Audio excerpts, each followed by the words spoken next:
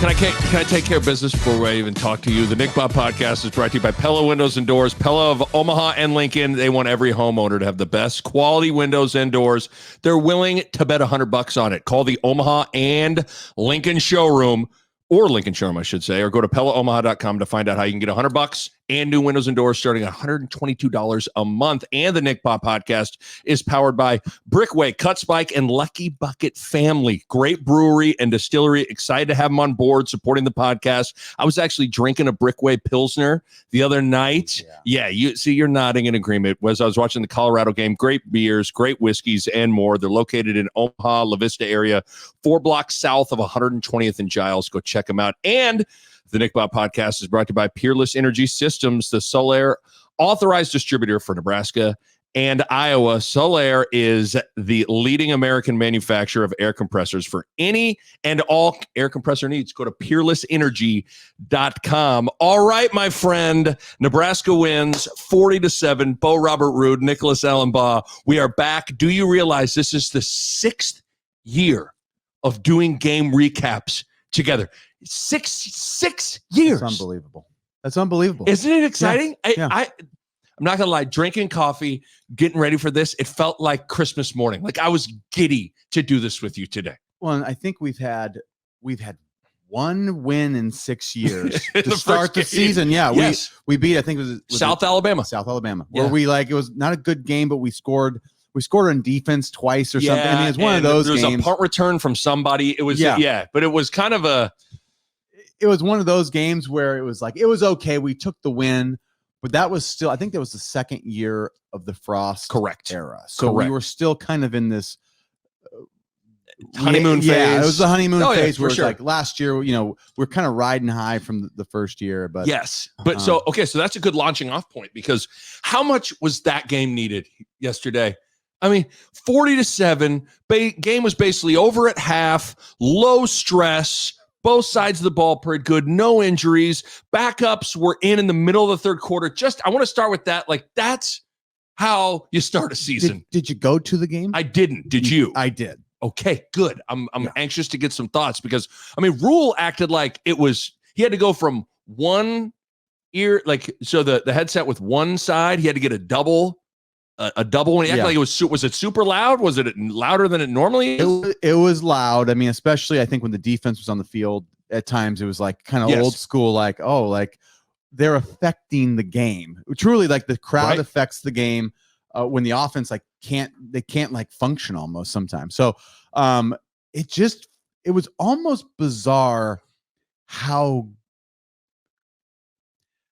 good it felt. Like it felt like it used to feel when we just kind of knew we were going to win and we looked like a football team. So I'm still kind of pinching myself going like, all right, maybe I don't want to get over my skis here and just take a breath. We're only on week 1, but it felt different. Even when, and we'll get to all that, even when Dowdell fumbled at the 4 and the game's tied and all that stuff. Yeah.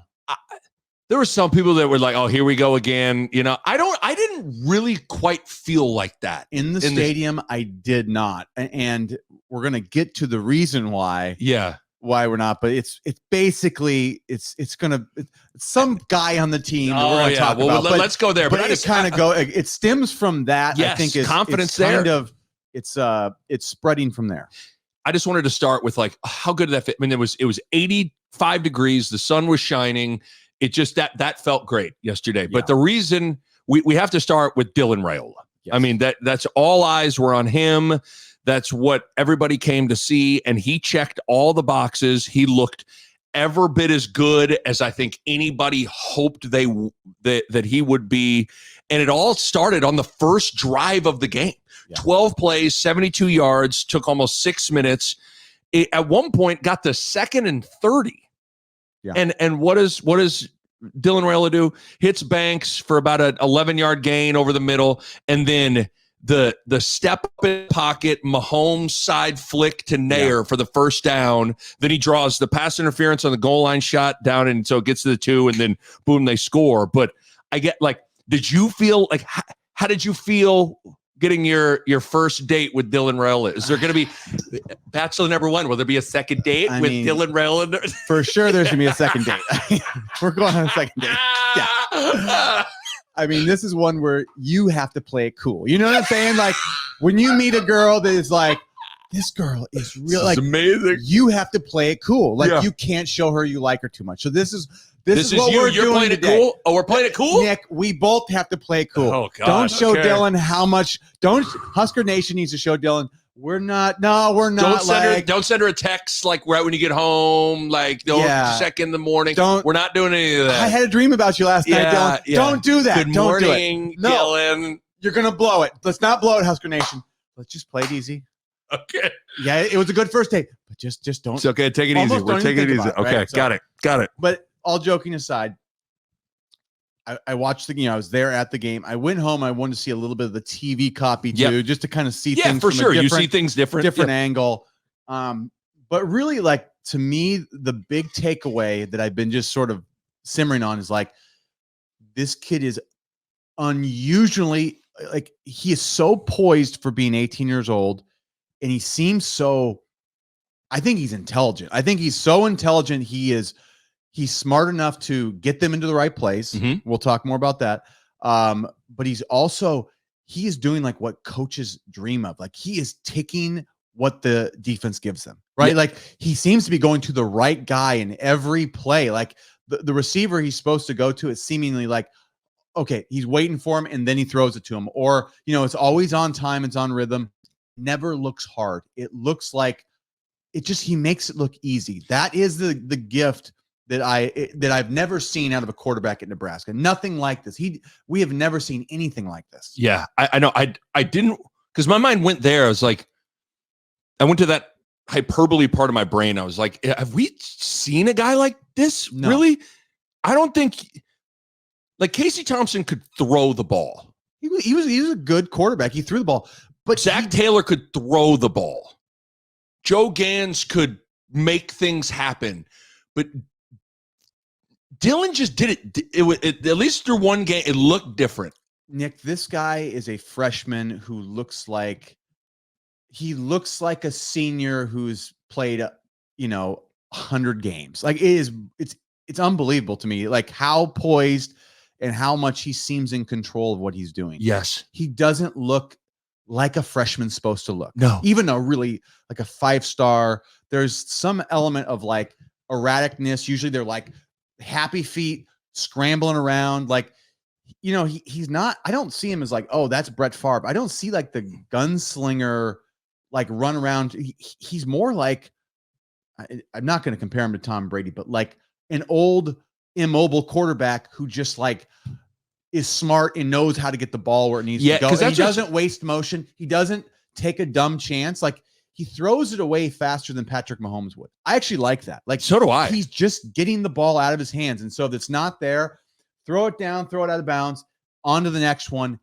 and you eliminate risk. He's not trying to make the greatest. He's not trying to Johnny Manziel every play. Like, just make the play that they give you, but with extreme talent. Yes, because that's what I was expecting him to be heading into it. Because again, you see highlights of him in school and stuff. You see a little bit of the spring game. I was expecting like a super duper talented guy that you have to rein in a little bit from taking shots, locking on, trying to ram one in there. Like, so I'm with you in that. I think the thing that struck me, other than that 3rd and 11 step up in the pocket on the first drive, sidearm one. Other than that, everything was super fundamental. You could literally see the progressions. Yeah. And super calm feet. It was calm delivery. Just an easy breezy. Like even the 2-minute drill. How many times have you and I been dying to, we're like, anytime Nebraska over the course of the past 7 years has been in a 2-minute drill situation? I guess Casey Thompson against the 3rd game of the year where they lost Georgia Southern. Yeah. Like he had a couple, like there were moments where Casey but other than that, These 2-minute drills have been embarrassing. Like, can't even get a first down, can't even complete a pass, can't even do anything. I thought the 2-minute drill was great, completed multiple passes, spiked it when he needed to. Even the trust, Rhule said it after the game, the trust with 8 seconds left, we're going to take one more shot to the end zone. And dude drops a dime to Banks. I know, but this is what we're going to probably get into more, but like the confidence that he's giving his coach to just step back. Like it's such a weird like change of mind, how to like even approach this team now. Like we need to see it a week. We need to see like what we have. Yeah. And now we kind of see it and we're going like, you can see what this is doing to everybody else, including Matt Rhule. Matt Rhule can be a very different coach with Dylan. He can be a better coach. Yeah. Because he can let this, right. He lets the team play and he like, I don't know. It's bizarre to see it. Like we've never had this. And we've got it from an 18-year-old from this first game. I'm like, wow. This is bizarre. We should have prefaced everything with like, you can only go off of the sample size that we have, which is one game. So we're not speaking in terms of like, this is who he was against UTEP is who he will be forever. He might go out on Saturday night against Colorado, throw 3 picks and look over one. It's possible. We're just going off of like his reputation coming in and then what he looked like in the first game. And it's just, to go from, they had the stat on TV that Nebraska didn't have a single game last year where they threw it for more than 200 yards. And halfway through the third quarter, he's thrown for 238, and it just didn't even see, like you said, it doesn't even look like the same team. No. I mean, the defense, how close are we to the same defense as last year? But the offense is a different team. It's a night and it's day. It's not even close. And like I said, to me, it's the poise. It's the poise that he has as an 18-year-old and the confidence I think that gives everybody. Like the things that we were struggling with, which was almost everything. Like, can you get the screen? Can you do fundamental things right? Drop back and throw it in third down. That was hard. It seemed like for a number of years. It didn't seem hard. It just didn't. And I don't know why his effect is that much, but everybody is like the offensive line's blocking better. Yes. It's just everything. It's like you get that position right, and it's amazing what it does to everything else. Yes. And even little things like, remember in the Colorado game a year ago, the man in motion was like hitting snap. Yeah. Remember, like, so it wasn't even like they couldn't even cleanly get the snap and like get into the play a year ago. I mean, Raiola is, and this is going to be a big benefit to his pro prospects in the future, is like they got him under center. Yep. They have him checking in and out of plays. Like Rhule talked about how he triple checked the play, right? This is an 18-year-old freshman taking, the ball from under center, very old school, like running traditional pro style offense in a lot of ways. Like this is the stuff where, in my mind, a quarterback that you're willing to give that power to, like, it just makes you that much better because, the coaches can do a pretty good job of like getting you to a good call with about 15 seconds to go. But then at some point when it comes down to it, in the last 10 seconds or whatever, those last 15, instead of running this way, we're running that way. Right. Or instead of doing this run, like I got this guy singled, like I'm just going to take it. Right. Those are the things that Dylan is, I think, hopefully going to prove it. Like you get an advantage. You get that little advantage when you got a guy that can do that. Not every quarterback can do it. Yeah. I mean, it's the thing that separates a lot of the all-time great quarterbacks are the dudes that can think it at the line of scrimmage. And I mean, the fact that he was able to triple check, I mean, that's amazing. And then he triple checked into a long chunk run was it a 42-yard run or something? The Emmett Johnson run. The Emmett Johnson run, 42-yard run that then sets up, then Gabe Irvin's like, I got it from here. And I don't know what else he could have really, like, it was just. That was for a opening, like a debut performance, that's an A. And I don't say that often. That's an A performance. Right. Because I don't know how you were. With high expectations. But what's weird was as the game was getting ready to start, I found myself right before the kickoff, and they're showing Dylan Raiola, and they're doing all this stuff, and I'm like, in my head, I went, man, do I need to get ready to cut this guy a little slack? This is a true freshman. This is his first game. So right before the game started, I got into a mindset of like, well, let's just breathe. Like, this might be a little more clunky than you think it is. And it's amazing how he looked like a fifth-year senior that has played 60 games. Yeah, he's going to have some challenges. The better the defense he's going to face throughout the year. Like those are going to come, and he's going to have his struggle. He will struggle this year. Oh yeah, he's going to have a bad game. This is going to be his every game. No, like he's going to struggle. But like, what I got to see is what I needed to know for sure. It's like I needed one real game out of him to know, like, whatever we saw in the spring ball and what we've heard, like, you can confirm there is a uniqueness to this guy's poise, his confidence, and his talent, right? Like, no question. It's unique. Like his delivery is smooth. Like the ball is almost like Peyton Manning sometimes. Like the ball sometimes, it's not like the laser Marino spiral, but like he just has such a soft, like the ball looks soft. It looks like a soft catchable ball. That just like, it's a smooth delivery. Like you say, I think that like being on balance, he's got quiet feet. Yeah, he's just calm in there, and then there's just like the little flick. He does this little flick, and he does his baseball flick sometimes, and and I think we talk about like arm talent, like that. The throw that you're the talking one about, was like that's arm talent. That's like Mahomes is a baseball guy that like they do that sometimes. Like they look around people. Not everybody can do that. Right. That's where he is unique with his arm talent, but like. He looks more like a pro style quarterback. So they need to do like, I don't think he's gonna be running much at all. Right. If any, like it's gonna be he's from the pocket. Big guy stands and delivers. And the other thing before we move on to what might have honestly been if this was the Raiola game, but I have like a 1B big takeaway. But I was curious what it was going to be like. I figured the hype train for him would be off the rails once the game got started.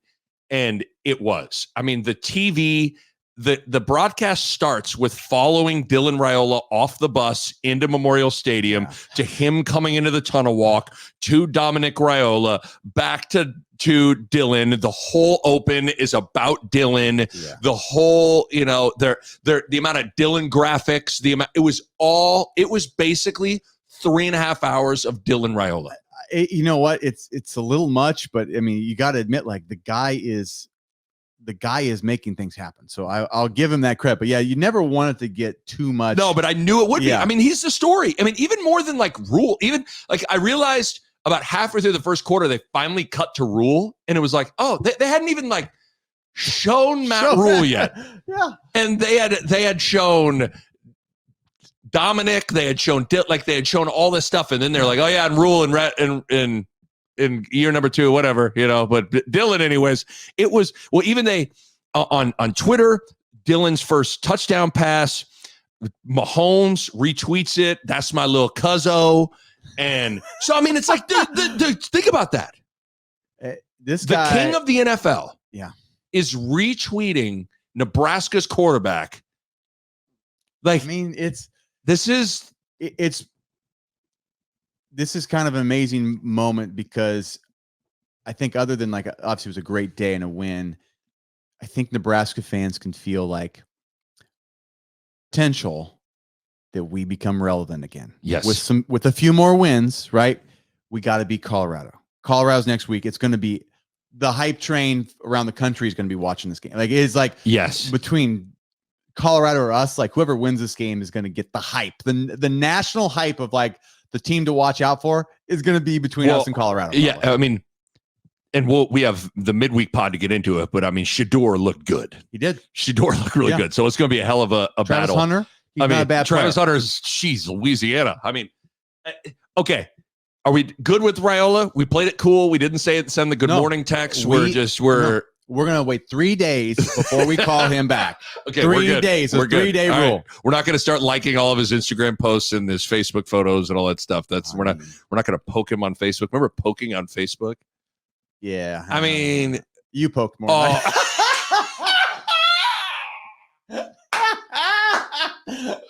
There were a couple times it was like home from the bars. All right. Are you Poke, poke, poke, poke, poke, poke, poke, poke, poke, poke. All right, ridiculous. Pokey, poke, poke, poke. Oh, that's stupid. Okay, my biggest, I mean, Dylan Raiola, this is the Raiola game, okay? But the second biggest takeaway, Isaiah Neyor and Jamal Banks. You and I want to defend us for a second. We weren't necessarily saying Banks and Neyor aren't good. I wanted to go, I hadn't seen it enough. Yeah. And whoa, Nebraska appears to have two legit, real-looking 6'3", 6'4", 200-plus pounds, big catch radius, big body, real wide receivers there. Yeah.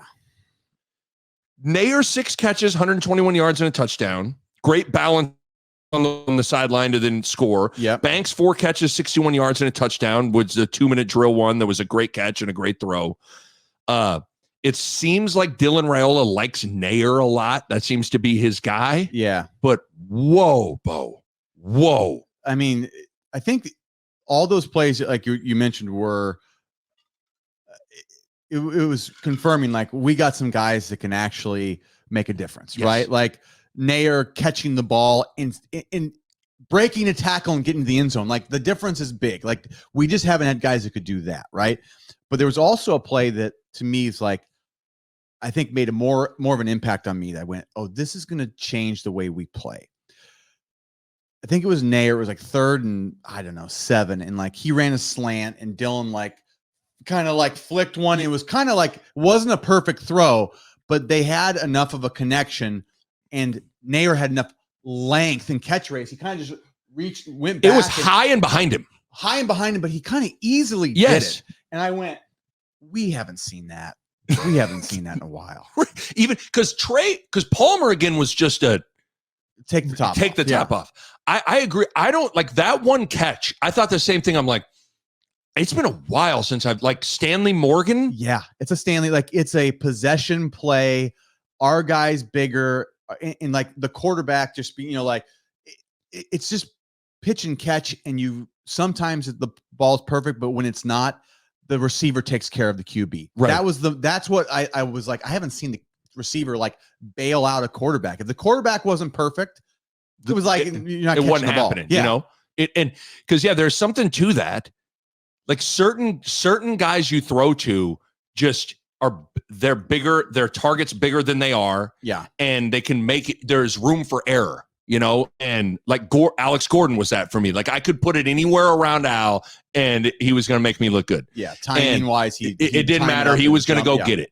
But then I've thrown it to other guys that it's not like that. And you've seen that at Nebraska. And yes, like I was, now again, it's a two-way street. Like you got Dylan Raiola slinging it. That's going to help, right? Like how good is Jamal Banks with Heinrich Harberg? Yeah, probably not great. That's what I mean. Like I didn't know. It goes both ways, but at the same time, one of the things you and I were in a little wait and see on, and then we weren't necessarily drinking the Kool-Aid yet, was just how good are Nebraska's weapons on the perimeter. Yeah. And through one game, those two guys, I mean, both those guys look like that's how real receivers look. Yeah, they look like, and especially to have two of them. Yes. I think is going to be helpful. The other guy that kind of stood out to me at the receiver corps is Ja'Cory Barney. Yeah, he's got a little juice to him. He's got juice. Yeah. That's like, he looks small and skinny right now, and I don't know exactly where they can play him all the time because he's going to have trouble blocking. But like, if you get that guy the ball in space, he's going to be our most electric guy in my mind. Like if you can just get him the ball in some room. Yes, because he looked fast and he had the jitterbug. Like he had the full lightning effect. Because they did the little pop pass jet sweep on the first drive to him. He was the kickoff returner, and you could just see there's just a little something. He's got a little electricity in his legs. So between him, Neyor, and Banks, that's 3 wide receivers that got a little something to him. Lloyd didn't do much in that game. Dylan tried to take one deep ball to him, and it was that was maybe the one time he kind of locked on because there was a little double coverage, and Lloyd's not one of those guys that's going to go win that sort of jump ball. But yeah, three guys looked pretty dang good.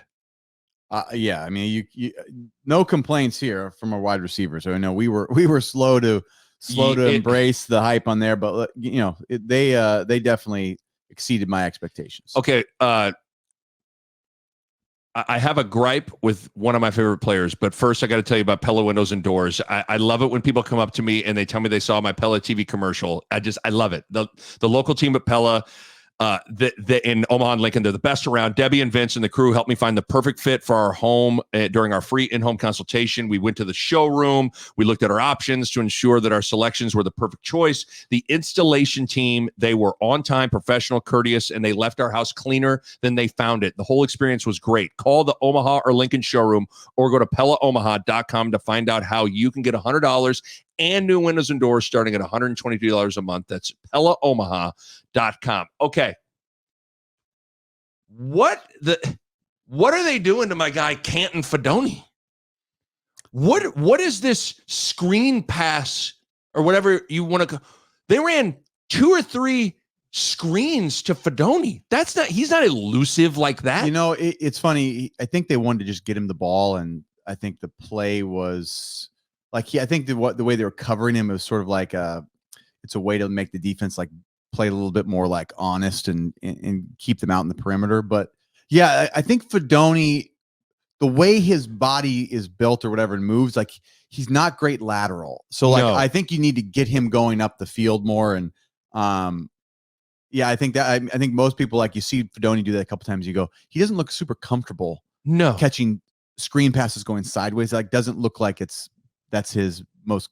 Yes. And so maybe I didn't think maybe it just was as simple as like your Satterfield office and he's writing up the script and he's like, I want to get Fedoni, just get him a touch and you just mindlessly get him but whatever that part of the playbook to me needs to get like, I mean, it's fine. I don't like, that's just not like utilizing him. I don't love it or hate it. I just kind of, to me, it's like, that's fine. It's like almost like it's like a 2-yard run. And I don't know. It doesn't, I don't think it's going to move the needle for us in the future. So like, whatever. I didn't love that, but I almost think the most like I made an audible noise in my basement by myself when Carter Nelson caught the ball and his runs after so especially the one like that looked, we talk about like it doesn't take long for someone to like it just looks different when they have the ball in their hands. Barney showed flashes of it. We always go back to Rex or Amir or something like that. Carter Nelson, that looked pretty special on a couple of his runs. I would say like he is probably more of a natural runner. Like the type of athlete he is probably better for that. Like Fedoni's kind of got like the uniqueness of these like long gangly arms and a really good catch radius. Like I think he's way more of a upfield, that's traditional tight end in that sense. Like where Carter, to me, like we'll see how good of a receiver he is, but like I think his athleticism is a little different. Like he's more of a true, just get him the ball. Even like he reminded me of like the one run he went inside, then he set up and let his blocker get in front of him, and then kind of just the feel. Some guys just don't have like feel of how to set up a block, how to utilize a block. Yeah, and he got hit and he got his hand down and kept his balance. And I was like, oh, that's it's something small, but it's like, oh, that's an athlete. I guess it's a very athletic guy. I was struck at how naturally he ran with the ball. Same thing, Nick. He's 18, and like the fact that he can get out in that field, to me, like I still remember so many people making that jump from high school to college and just being like, it's just so much harder than people think. Like you play against high school kids, and then you go play and like. Most people, 99% of those high school athletes can't go do that. Right. And like, he didn't do anything like incredible, but he could be out there and like catch the ball and do something. And not look out of place. And not only not look out of place, like look good. Yeah. That's how you know that guy, I mean, he's not going to be in my prediction wouldn't be as big of a factor this year, but I think right next year, the year after, like you're going to hear that guy's name a lot. Anything else with the wide receivers and the tight ends? I mean, I think the biggest thing, again, I can't stress enough how like number one takeaway and all the talking points is Dylan Raiola, but I'm not so sure. Like I had an expectation for Dylan Raiola, and he probably met and exceeded it. I didn't know what to expect from the wide receivers, and so those two guys in particular blew it out of the water. Yeah, I would say are like we kind of thought you're going to see the ball going to the tight ends a lot before you see it going to and like it was the opposite. Like they almost didn't target the tight ends down the field at all. I mean, I don't think they had a downfield target. They ran a couple like boot, not down. So like, not really down the field. It was like boot short passes. I think that's all we saw was short things to the tight end. But yeah, we'll see how that evolves throughout the year. But the tight ends getting the passing game. Well, I'm not sure exactly where that's going to fit, but maybe they're going to have different packages going. Yeah. I mean, they still probably didn't, Heine, they brought in Heine on the goal line. Yeah. I mean, cause that was something that happened. So when we recorded our pods, something that happened after we recorded was Satterfield and Matt Rhule talked about how, and I'm paraphrasing here, Heinrich Harberg's too talented and athletic to have him holding a clipboard on the sideline. He's going to be on the field a lot with Dylan Raiola. And I don't know if that's like just putting up a smoke screen to get other people to prepare for stuff, because like it's one of those things I'm skeptical of that. Now we did say we don't mind. I don't really mind if you want to every once in a while bring Harberg in some sort of short yardage situation, totally fine with it. Because it maybe is on a simple level, like it's maybe smart to get the guy that led you in carries and led you in rushing yards and led you in rushing touchdowns a year ago on the field again and the ball. To me, it's all short yardage and running. It's running based, right? Like he's in to bring that threat, like you said, so people have to prepare for him. To actually to run in short yardage. And then he also he provides that change up where you can, have his package like, okay, now we're going to fake, like we're going to run him. And he has like a little, he can still throw it and do he's going to have small packages to me that I feel like for the kind of that small niche. And it's good because then you know what? You don't have to do that stuff with Dylan. Like you don't want to take the risk of hurting Dylan. So you let Heine run the ball in the goal line. Right. And he's going to be big and strong. Then the numbers game gets better, blocking. Bigger and stronger and faster than Dylan, right? So that's where I'd rather hit Dylan not running the ball, and I'd rather him running the ball. It's weird with Harberg. He's a good runner. I don't feel like he's a super duper naturally good runner. He's not good at cutting off of blocks. He can hit it once he gets running. He's good. It's he's not natural. Like you said, when you have to make a cut or make a read and change a direction, he struggles a little bit. Yeah. With that. So it's a unique kind of in the conventional sense, you got your first string quarterbacks, great passer, and you then want to bring in that backup quarterback that is a change of pace that can run the ball. And you'd be like, oh, so he's a really good runner. You'd be like, yeah, I get he's big and strong and powerful and he's fast, but he's not great, instinctive runner. Yeah. Maybe. But I get it. I get it. Okay. Because the running backs, I'm really interested to get your thought on this. So Ramir Johnson gets the start. Dante Dowdell is the second guy in the game. Did we learn anything? Did anyone pop? Did anyone separate? I think you could make a case that Dowdell was actually running pretty good until he fumbled. Yeah. And then he didn't get back in the game. What did you learn? Did you learn anything? Same thing. Dowdell looked like he had more pop than I was expecting. Yes. He looked good. Yet when you fumble, he maybe got in the game one more time, I think. Maybe, I don't know. But I don't think he got another carry. They all of a sudden you saw the goal line came and Gabe Ervin's getting the ball, right? You know, I think Dowdell is going to learn the hard way. When you haven't secured the position, and we've had turnover issues in the past. Oh yeah. The emphasis is if you turn it over, you're not going to play. Especially when the position group isn't solidified. If that's, if Raiola fumbles, so what? He's back in the game, right? You know, yeah. if some If of there's these not other a separation, guys, yeah. if Fedoni fumbles, he's back in the game, right? Like same with Neyor or Banks. They're going to be, right. but like that position group, like it's not like Totally if you agree. fumble. Unfortunately, he's probably going to the end of the rotation, and he's going to have to prove it now by being really good in practice.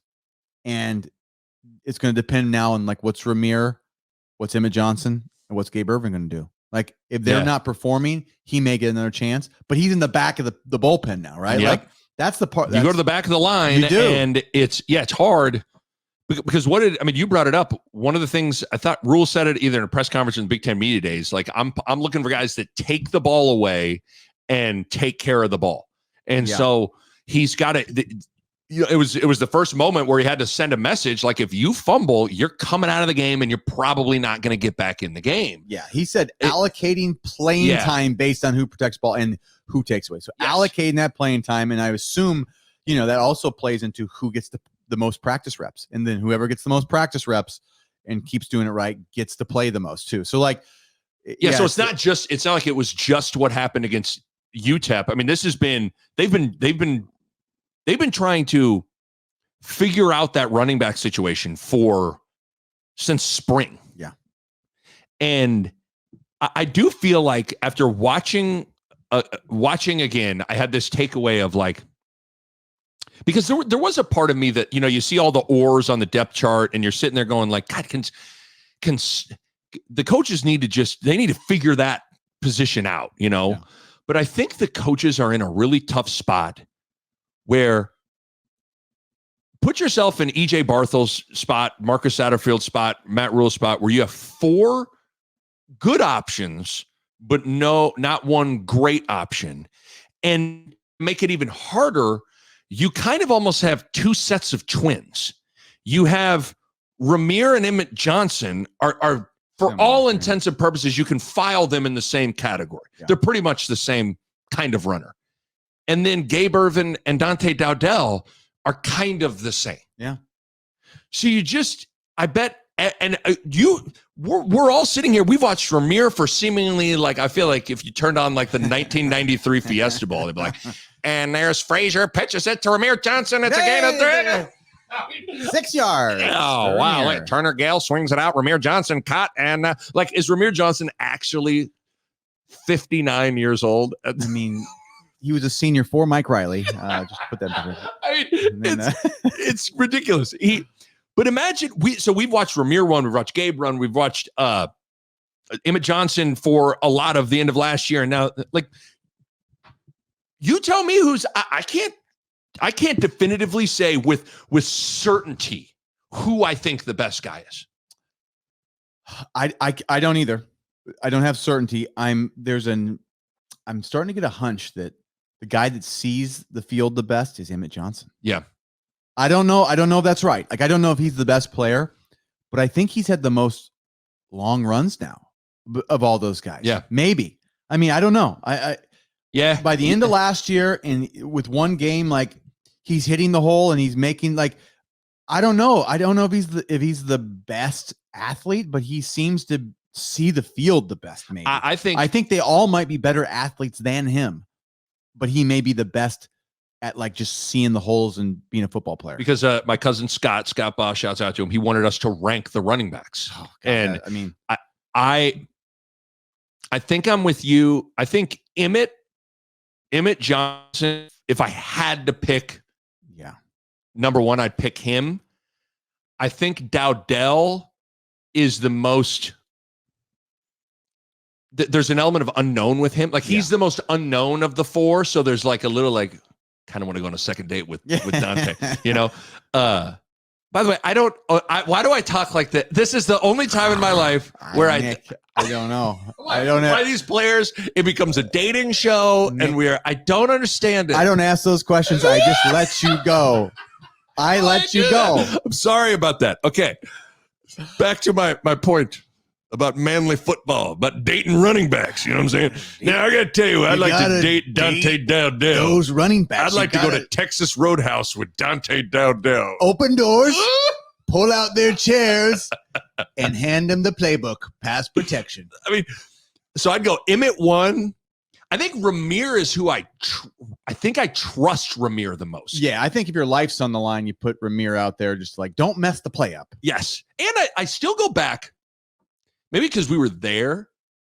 Rahmir was like, in that Michigan game in 21, he was on the field against Aiden Hutchinson and all those guys. And like, now a lot of his big plays were like screens and stuff out of the backfield. And that's where he's pretty good. But just, there's something about that image for me that I'm like, I trust Rahmir. That game put Rahmir into a category that like he had never been in for us. Like, I think he had a career that here was kind of like, we're like, what is Rahmir? That game put him to, we're like, oh, you're a good player, right? Yes. He's never been able to do that consistently though, right? He's sort of like, that was like his moment. And it was against the best team in the nation pretty much at the time, right? Because he had remember the second play of the game, they ran a great screen, long run, and then the wheel, the moon ball, amazing throw from Adrian Martinez. Like, because Aiden Hutchinson was literally like Daenerys Targaryen on a dragon, like Jakars on Adrian Martinez. And I mean, it was incredible. It was coming right at us. Like, I feel like Rahmir was like coming into our arms. He was running to us. It was a moon ball. It was and it was perfect. Yeah. But other than that, he's never really done anything spectacular other than that. But I'm with you. Like, someone's literally holds us hostage. It was like, you pick one running back. He has to make the right play or you die. I'd be like, I go with Rahmir. Well, he can catch, he can block.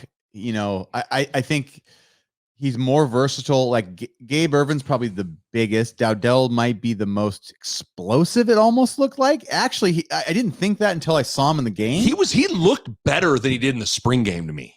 He did. He like, looked I don't know more. Something looked like it was popping. I think he had a Hostess NIL deal, and they were like, "Let's slow down on the Hostess NIL deal." I mean. He looked just like, I thought in the Here spring at game. Hostess, we actually recommend you don't eat any of our food once you are under our sponsorship. I mean, he was eating cupcakes, Twinkies. You're at Hostess, we pay you not to eat our products. Or were they ho-hos? Ho-hos went hard. Twinkies. If you had to get one host, would you go? I'd go with a ho-ho. I haven't had a Twinkie. I think you'd be surprised if you were like really hungry and ate a Twinkie. Like, this is amazing. This is really good. Well, that's Dante.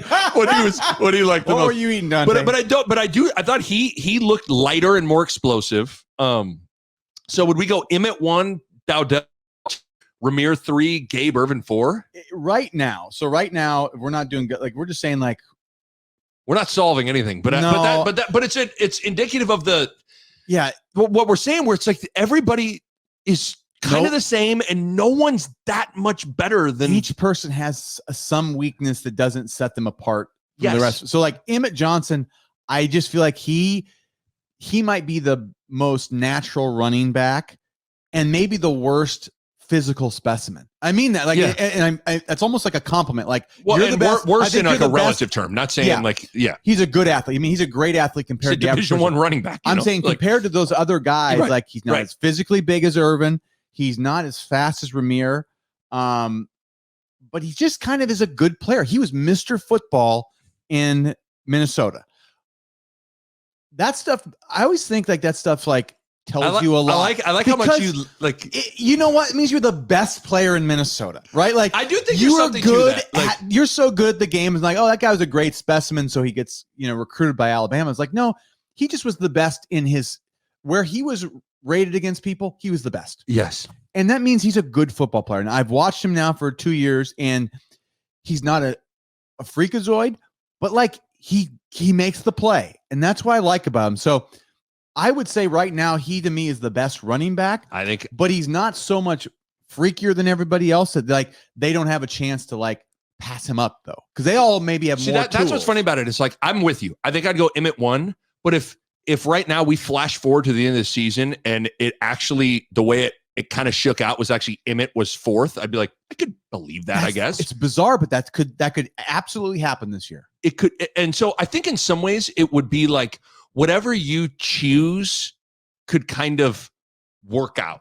Like, I don't think there's no great answer. I don't think there's a wrong answer here. Yeah. The only guy, I don't know if like, if Gabe Ervin is your like every down bell cow running back, maybe that's the one I'm dragging my feet on the most. I don't know. I think there's a world where he's like, he would be the starter. I could see that world too. He's won the job under two different staffs. So that means he practices hard. I think he's a good teammate. Like, I think there's a lot of things to like about Gabe Ervin.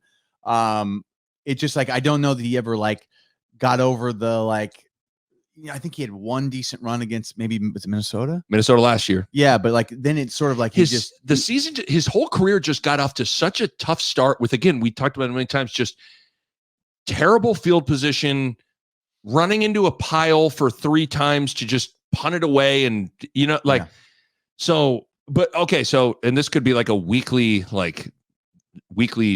polls, like where we're checking, where are the polling? Yeah. Like the new Harris poll has what the presidential race for running back this year. So we had a shakeup. Dowdell has pulled out of the race. Dowdell had a rally at the Hostess Factory, and now Dowdell had a bad debate and got, Barthel polled him. He said he's out. He's out for the year. Yeah, he had a bad debate. But through game 1, Emmett 1, Dowdell 2, Mr. Ramir be like, date your sister, kind of a guy you trust. Yeah. And then, sorry, Gabe. But Gabe had, what do you have, 2 touchdowns? But it was also like. So you're going to put Dowdell ahead of Gabe Ervin right now. So this was hard. Me to do that? I mean, he fumbled. Dowdell fumbled. I'm putting Dowdell at the back. Wow, you and Matt Rhule just allocating your vote. You're a single issue voter. Yes. Yep. You're a single issue voter, and yes, you and Rhule have one issue. We're going to the polls this year. We're going to the polls. We're saying, look, it's do you fumble or do you not? That's my vote's going. So if you went to a town hall and you could ask Dowdell one question, it would just, do you fumble? I know. Dowdell would be talking about pass protection. I'd say, excuse me, Mr. Dowdell. What about fumbles? What about fumbles? That is what matters to us here in Lincoln, Nebraska. Okay, so now I think you've convinced me. Apparently, I'm an undecided voter. So let's go. You want to go, so we're going Gabe 2, or you want to go Ramir? Although that's Mary Kate and Ashley Olsen at 1 and 2. I think we go Ramir 2. So it's Michelle Tanner. Yes. 1 and 2. The twins. And then, so we're going Emmett 1, Ramir 2, Gabe 3, and we're single issue voters. And we have. Yes. Wow. Dante Dowdell, he had a really great economic package. We liked what he had to say about great start to he looked good, and then he fumbled. Social Security was great, but he fumbled in the first game. Okay, I think that's probably the right thing to do. Well, you know what? I look forward to revisiting this.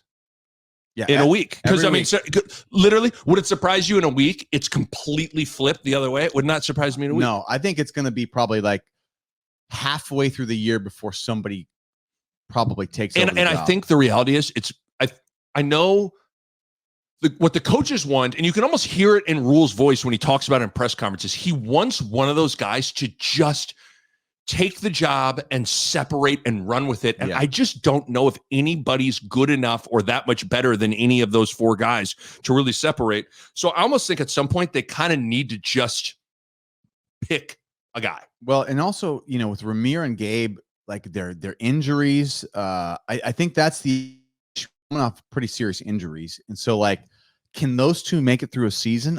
I don't know. So, I mean, I think there's going to be a competition factor. And I also think 1 or 2 of those guys are going to get hurt. I just do. I think that will happen. I mean, history would suggest that for sure. Okay. O-line real quick. I mean, looks solid. 223 rushing yards. They could have had 300 if they wanted, but they pulled the starters and everything like that. Converted 3rd downs on the ground, which you want to see. Good pass protection, got a good push. I think the run game against UTEP is harder to. I know. I don't know. I don't want to go too far. I don't want to overstate that, but Dylan had time to throw. Yes, he had time to throw. That's what I want to see. That's where I'm going to give them credit. Is, I think they had a pretty good one of the ends for UTEP was good. Yeah. And we kept everybody off Dylan. So, we're going to have a bigger test to come, but that was, I like the pass protection. That was a Maurice good sign. Westmoreland was supposed to be a really good player for UTEP, and they held him in check pretty good. Yeah, I think, it's funny, we sit here and we're like heaping praise on Neyor and Banks, but then with the O-line, we're like, well, you got to take into consideration the competition a little bit. But but they did what they needed to do. Like, there was a legitimate, when that ball was snapped, there was a push. Yeah. And Dylan Raiola had time to throw. Like, I have zero complaints filed. Would you like to file a complaint with the offensive line? I would not. How was your service today? Quick survey. Let me know how we did. I'd be like, 4.5 satisfactory. stars. I would just satisfactory. Solid. Right? I mean, nothing to complain about. Okay, before we get to the defense, anything less? Speak now or forever hold your peace with the offense. We've talked through it. You're good? Okay. Yeah. Quick break to tell you about, again, the excited to have this sponsor on board. Brickway Cuts by Bucket Family, great brewery and distillery. We will have to have a few drinks compliments of our sponsor during a pod soon if we get our Pilsner game right. I really am excited. They've relaunched 4 new whiskeys that I really want to try. We almost need to. Do we need to do a digital video where you and I tour the brewery or and do we need to do this? Our philosophy in whiskey. It's great, right? We've got on one. You asked a lot. I want you to bring, on a bachelor party, we went to a whiskey tour, and you asked a lot of questions. So we're going to have to keep the questions down to a minimum to make this video. I'd do another whiskey sample though. That'd be fun. I think it'd be a blast. Yeah. So okay, we'll get it on the calendar. That'll be fun. That'd be a good time. But hey, mark your calendars this Friday, Oktoberfest, Friday, September 6th, 5 p.m., 11 p.m. Tickets are available at Eventbrite. Tickets are $15 for 2 tickets and 25 tickets for 4 tickets. It gets you entry to the event and a ceramic Lucky Bucket Oktoberfest mug. $10 a person at the door. And they got 3 food trucks, yard games, polka music, polka. Have you heard of our, what was the John Candy and Polka King? The Polka Kings? The Polka Kings, you heard right? Our hits, polka. I let's hope they have it. It's like a tribute band to a fake band from Home Alone. I think that's what they should hire. They should find them. They also have 12 local vendors to focus on Lucky Bucket best beer and Brickway Oktoberfest. I am an Oktoberfest fan. I'm gonna have to try this. They also have barrel aged versions. Sounds like a pretty good Friday night for the Colorado Buffaloes coming to town. They are located in Omaha in the La Vista area, 4 blocks south of 120th and Giles. Go check them out. Shouts out to the Brickway Cuts Bike Lucky Bucket family. Okay, Bo Ruud. Let's go to the defensive side of the ball. Other than the 3-play drive, where the defense just out of nowhere almost looked drunk. It was almost as if they went to Oktoberfest real quick. It was almost as if they were handed 6 Brickway Pilsners and they went out there and then went and played defense. Like, I don't know what, other than those three plays were like a disaster. Yeah. And then other than that, they were like, UTEP got nothing. Yeah. I don't know is it just the pace got to them? I don't know what it was, but yeah, they got us like, they got them on their heels, and then they give up so I don't know. Should we read into that or should we not? That's what I don't know.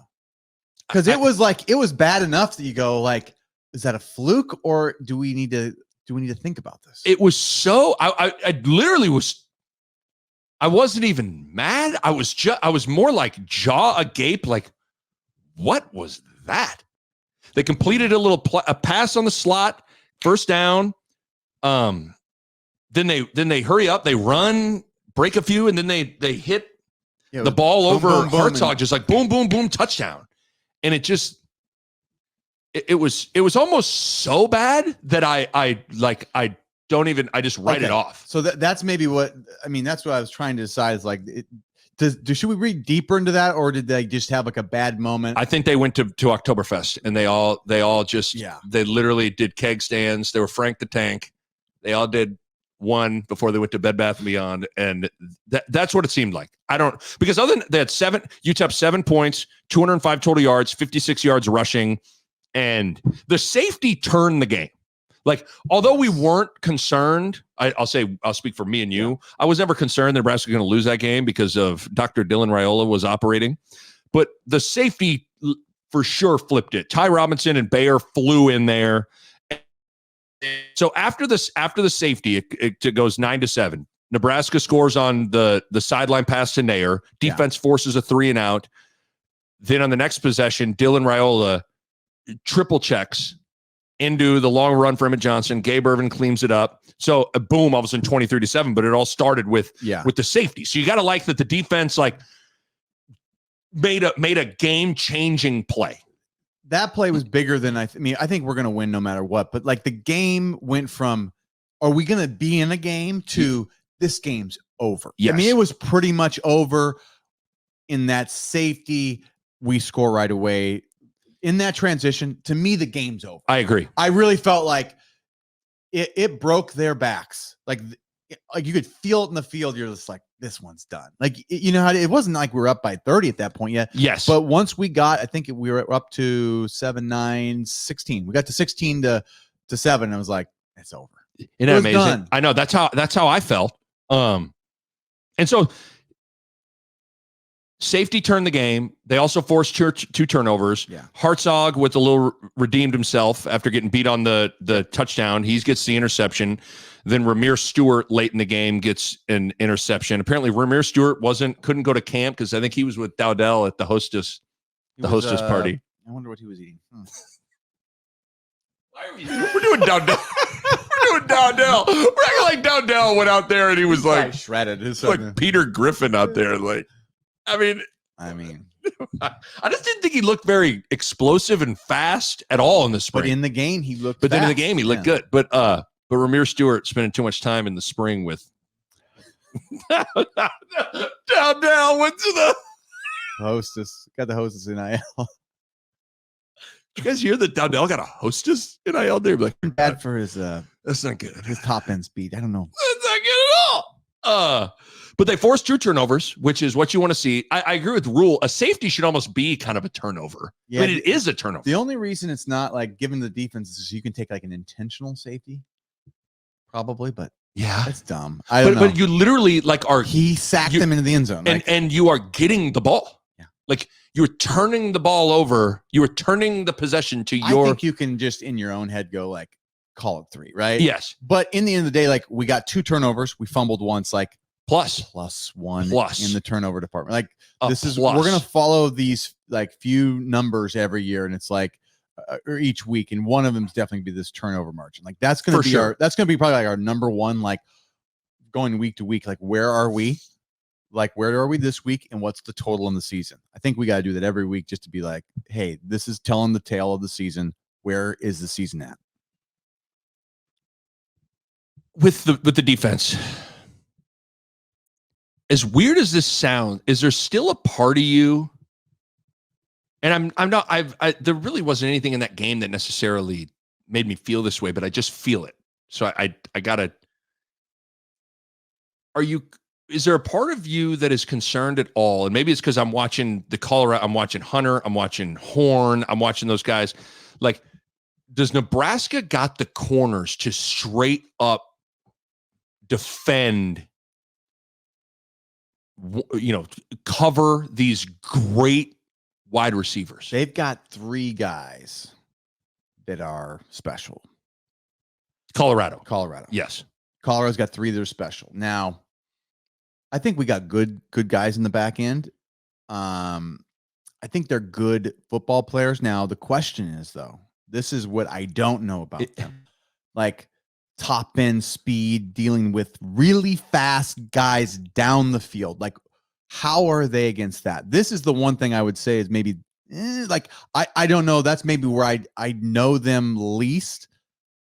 And do I trust them in that aspect of the game, which is dangerous because of what Colorado. It's the one I feel like with Polar Bear and Ty and Gifford coming downhill and hitting guys like those are like, I know, I trust and know. I know Singleton will come tackle. And Singleton's going to come down. Buford on the edge will tackle, yes. Right? Like, I know that. But even one of the corners, couldn't tell it was. I'm like, need to get need to get like flashcards on numbers and who these guys are. they switched One around. corner fell down. Remember, the UTEP had that long ball down the sideline, and one of Nebraska's corners just fell. Yeah. That cannot happen. Hartzog got just like ran by, and little dude from UTEP just caught it, and that can't happen. It's the only, for some reason, there's just this trepidation and just concern with like, are these corners, can they cover truly dynamic? Like, you're locked up. Okay, Buford. Okay, Hill. You're locked up on Travis Hunter. Yeah. And Shador's slinging it. Like, this is going to be, I think we're going to learn a lot about our defense next week. I do too. Like I think it's actually a game where this is a unique game where I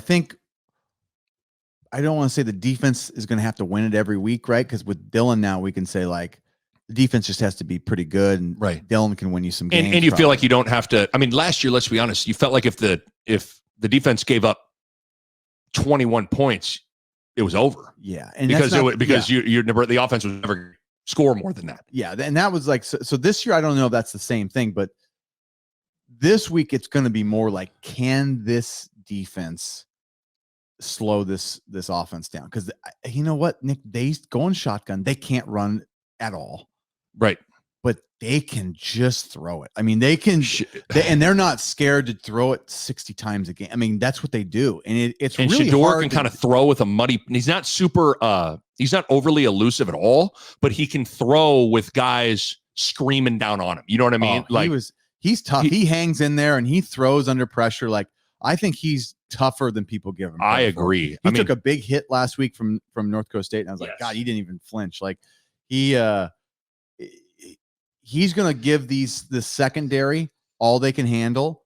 And caveat, our D line, like, they need to sack, like, they need to get to this. To me, that's more about that. And I mean, we're now like into our midweek pod here, but this game is more about, you need your coverage. Like, you need your pass rush to help your defensive backs big time. For sure. So it's the only thing, and there just were little plays here and there in that game against UTEP where I'm just like, I really like this defense. I really like Tony White. I like we talked Singleton, Gifford, Buford, like Hart. Like, I think those guys are all tough. Yeah. Like, really tough dudes. But pure just locking up, guarding, and covering guys, I'm a little concerned. I'm just a little concerned there. Yeah. Little concerned there. And we'll get into more of that in midweek. In the midweek pot. Anything else with the defense? I mean, it's hard. Like, this game, I mean, they just smothered, again, other than the 3-play drive where they just fell apart. It was, UTEP didn't do anything. No, I liked what I saw from the D line in terms of, they looked a little twitchy than they have in years past. I thought that looked good. And they showed pretty good depth. When you got Leinart and Van Poppel looked pretty good coming off the bench. I thought Dr. James Williams got in there a few times, which was good to see. MJ Sherman had a couple of Sherman good plays and getting in there, and Ty had a couple explosive. Like, it was good to see Ty doing something explosive early, because I think he's a guy that feeds off of he feeds off momentum and confidence. That's more a great than people. point. He's not kind of like there's something about his personality, like, he's a big guy, but he needs to get going. He's in Q up. Nick Bob brings everything back to basketball. He's like one of those players that you need to get him a shot. Like, he needs to get like a bucket early to get his motor going. Like, he needs good thing, because you're right. Like, his good plays are good. Like, he'll have like a great quarter. Like, all of a sudden he'll be like, whoa, Ty's flying around. And there's a couple where there's a safety. He had another play in the second half where he just flew. It might have been the first half where he just flew in and hammered the QB. Polar Bear, same thing. But yeah, I again, the depth felt like the depth was good. Guys getting in there. Anything else with the linebackers? I know that was linebackers. I'm just I guess I'm a little concerned just because I saw some kind of like, I always look at like the angles they're taking. I think they're definitely, like, you can tell there's a little inexperience there. Like, where, I mean, Bullock's obviously played some ball, but just like being out there all the time and like the consistency of like having to take the right angle every play, like they were kind of all over the place. But it's too early to tell with them. like where they're at. So, we're gonna see a lot more of Bullock and Bayer. I think they're gonna have to play a lot because I don't think there's a lot of depth right now behind them. Okay, before we wrap up, one more message for you guys. The Nick Bob podcast is powered by Peerless Energy Systems. You hear the name Peerless and think it's an interesting name. The owner, Ed McMorrow, was watching the 98 Orange Bowl, Nebraska, Tennessee. Peerless Price, wide receiver for the Vols, was asked about his name on the sidelines, and he said it meant without equal. So that motto stuck with Ed, and that became kind of the mantra and the motto for Peerless Energy Systems when the company was launched in 1999. Peerless is the Sullair authorized distributor for Nebraska and Iowa. They go to market via local distributors and make some of the best air compressors and ancillary compressed air equipment in the industry. So if you're in manufacturing, food processing, utilities, transportations, refineries, body shop, car dealer, countertop maker, anything and everything, you get the point. For any air compressor needs, Peerless Energy Systems has you covered. Go to peerlessenergy.com. That's peerlessenergy.com. I have a thought on, I want to ask you about the defense real quick, but let's go special teams. Jack Hole kicked so they have the great opening drive, 12 play, and they score, and then the ensuing kickoff, Nebraska kicks it out of bounds. It was like, okay, what the heck? Did make a field goal. That was good. Garcia Castaneda actually was catching punts and returning them, which is good. Barney, we talked about. I want to see him back there on the punt return game. I know. He seems like he's got more juice. You got to be able to catch. The catching punts is its own skill, and some people are more comfortable than others. But I'd love to see Barney in that situation. I heard some stat listening to in Sportsmanlike Conduct, and I'm just going to speak in broad. Like, I think it was Bishop said that DeJuan Gross had, I can't remember if he had what seems more plausible, 600 or 800 return yards in his. I don't know. It was like, and Nebraska had like 38 the last like 2 years combined. Like something just the Nebraska's return game has not been just bad. It's been literally a nothing. Yeah. It's been nothing. So when you get anything, it's exciting. But I'm with you. I don't know. Garcia Castaneda doesn't necessarily seem like a guy that is going to house call something. Yeah, you want somebody that's dangerous. I don't know why that is. He can't catch it, but he's dangerous. What would you rather have? You rather have a guy? You gotta catch it. You gotta be able to catch it. But I want that. I want dangerous back there right now. So hopefully Barney. And I want a guy that's dangerous. We do though. I don't. Garcia Castaneda doesn't. I don't know if he's. You dangerous. want him to date. You want him to date your daughter. You want him to date your daughter. He's not pulling up. I want to see the guy in the motorcycle with the leather jacket. He's not pulling up leather jacket here to pick up Mava and be like, no, you're not. She's gonna go on my bike, but I don't got a helmet for it. Like, yeah, cool. God. Come on, honey. Barney shows up in a Harley. He's like, Barney's gonna have an earring with the dangles. You're like, oh god, this guy. Why are we going? We're going with like 1989, like stereotypical dangerous high school character. Dangerous. Hey. But Garcia Castaneda showed up he shows up in a station wagon with khakis. Tucked in shirt. Why are we doing that to Garcia? Poor guy. He's got a Dockers NIL. We need our punt return to have like a Harley Davidson. Yeah. We need a Harley Davidson returner NIL deal, people. We got Dockers. Garcia Castaneda here for Dockers. When you have a job interview, Dockers is what you want to count on. Garcia Castaneda here with New Balance tennis shoes. When you're going on a long hike and you want to make sure you got good footing, New Balance. Why is it that if we're handing out mean NIL deals? Is that our thing now? Yep. If someone has a part of their game that we don't really like, we're going to build an NIL deal negative around NIL, it. They see their angle. And they say that's our guy right there. New Balance and Dockers. We need Harley Davidson and like tattoo parlors. 1988 stereotypes. Some dangerous NIL deals back there. Barney's dangerous. He's dangerous. He's extremely dangerous. He may be small, but there's a lot of danger there. Yeah. New Balance tennis shoes. But okay, a couple things as we wrap up. I know I wanted to ask you. I didn't get a chance to do this in last. I hate to do this to you. I'm worried about the black shirts tradition. Because of the single digits. The single digits feels like it is completely moved in and taken. And I agree. And I don't know what to do. I mean, because the black shirts got handed out last week, and people are like, "What'd you say?" Oh, they got. So, anyways, that's one of the reasons why I was a little hesitant. You could feel it. You can't have too many things, right? Like, they're not saying that the black shirts isn't important. I know, and I'm not mad at Matt Rhule, and I'm sure you're not either. It's holding one over the other. It's the people. All I know is listening to whether it was Sean Callahan, Sip, Robin Washit, the Damon, and all that. Like, they talked about who do you think is going to get a single digit? Do you think this guy's going to get a single digit? Do you think how many offensive guys are going to get a single digit?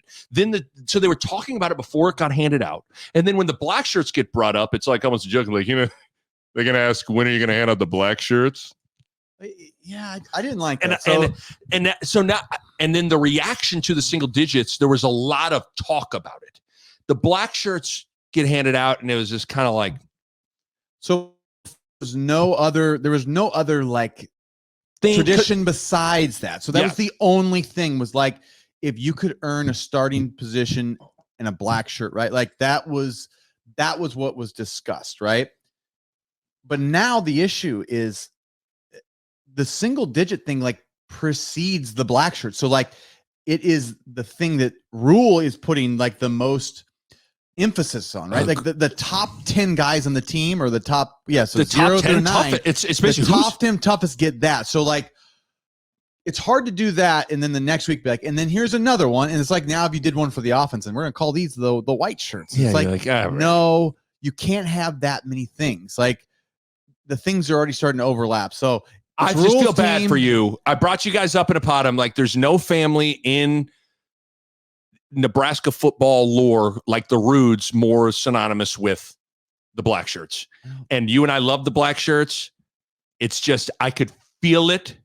We sensed there was like the single digits moved next door, and they were eyeing our territory. Yeah. And it's even, you know what would be really telling is if you went to all the guys on the team, we'll stay with the defenders for this conversation, and said, would you rather be voted for a single digit jersey, or would you rather get a black shirt? Now, what's hard is it sounds like the black shirt's a start, like it's literally would mean you're like, well, then I'm a starter. I guess there's a world where you're not necessarily a starter, but you're a single digit guy. I don't know. But I guess to me, there seems like there's more, because there's more emphasis put on it by Rhule. Yeah. And it's the whole team, and it's voted. And I mean, that's a pretty amazing honor to get. Like, everybody votes. Who's the toughest guy on the team? Vote. That's a pretty. Yeah. I mean, so I'm not hating on the single. I'm saying though, like, you can only do so many traditions. I'm with you. That's why I wanted to ask you. We've had one, and when you throw a new one on top of it, like, okay, like, that's what Matt Rhule wants to do, and he gets to do. It's his team. This is what matters to him. So like, maybe this is life, and that's how it works. But you have to realize that it's probably going to water down the other one a little bit, and it absolutely has. Yeah. So maybe it's whatever. It is the way it is. But I always kind of work, like, I go, you're going into uncharted territory there for me, and I'm like, I wanted to ask you about it because you felt the same way I did. I watched the single digits get announced and handed out this year, and I just was like, uh-oh. Okay, I mean, the part you might like about it is, well, it includes the offense now. So now the offense has their thing, but I always felt like the toughness thing, like that was always a defensive thing, and the black shirts represent that, and it represents like everything. So now it's like you kind of have this like overlapping effect. It's kind of it that to me is like, okay, like now you just have more things to. I mean, I guess internally, like when you're on the team, maybe it doesn't take it away that much, but I guess in the way the whole, fan base and community wrap their mind around it, it will change that more than anything. To build off of that, it's like the single digits are the new black shirts. And it was almost like I only saw snippets of it on social media. I feel like, so Will Compton had like a pump up speech before the guys ran out for their tunnel walk. Oh, And it's like, basically it's like the new version of Christian Peters. Remember Christian Peters?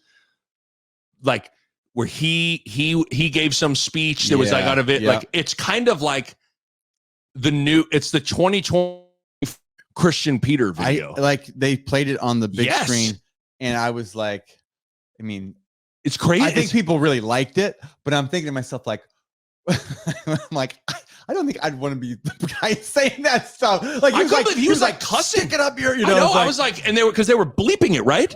Yeah. I was a little surprised by that. Not that we're brought to you by like, brought the to you Disney by Channel.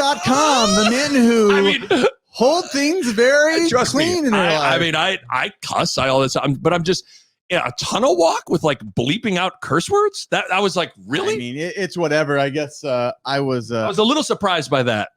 Yeah, and I mean, it's just like I say, it's certain things like I personally just wouldn't. Well, you're not. You're not a rah-rah speech guy. You've never like. I don't think I've ever. No, like I don't think you're. It's not you. But no, I was. No. I guess the clips that I saw, I was like, this is literally the 2024 version of like the 90s. I remember Christian Peters thing.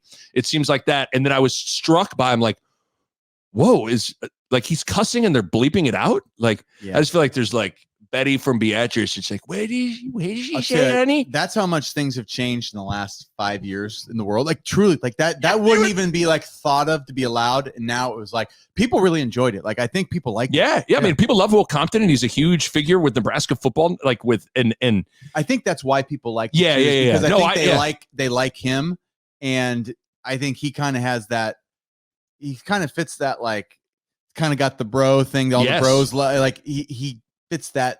Yes. And his pod's super popular, and it's done a lot with Nebraska football. Yeah. Like, so I don't know that everybody gets away with that, but I think he got away with it. For sure. Yeah. But I mean, you think Tom Osborne was probably like, no. Well, it could have conveyed an exciting message without words.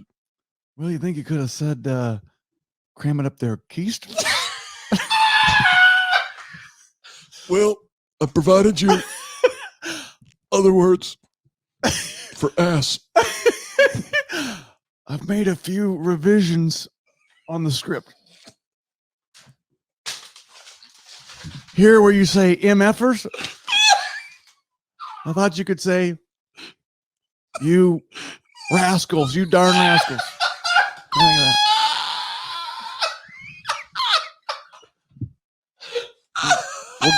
We're going with darn rascals. Everybody go with that? Okay. You mean shove it up there. We're going with keisters.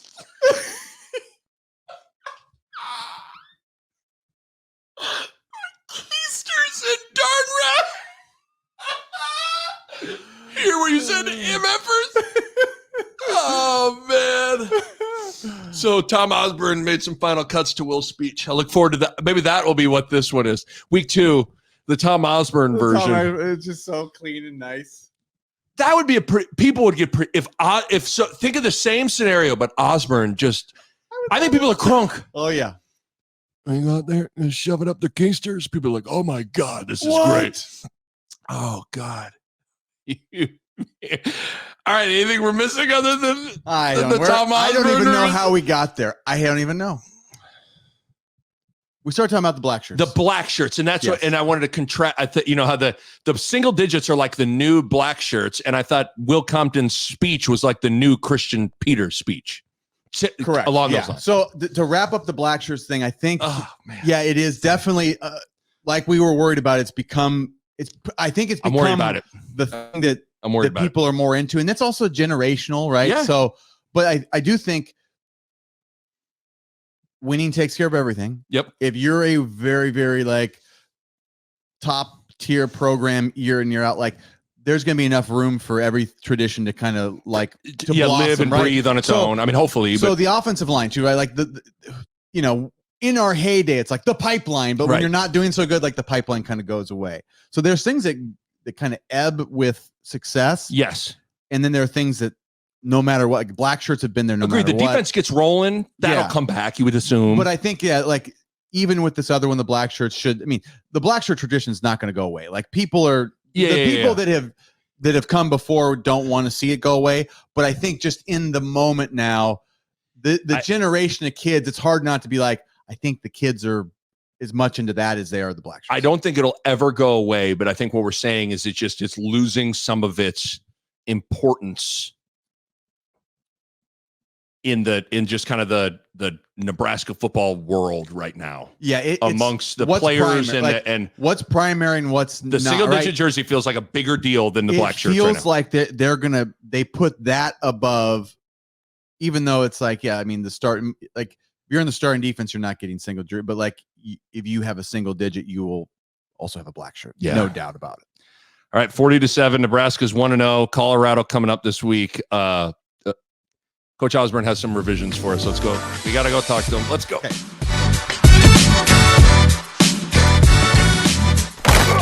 Hurrdat Sports Network production.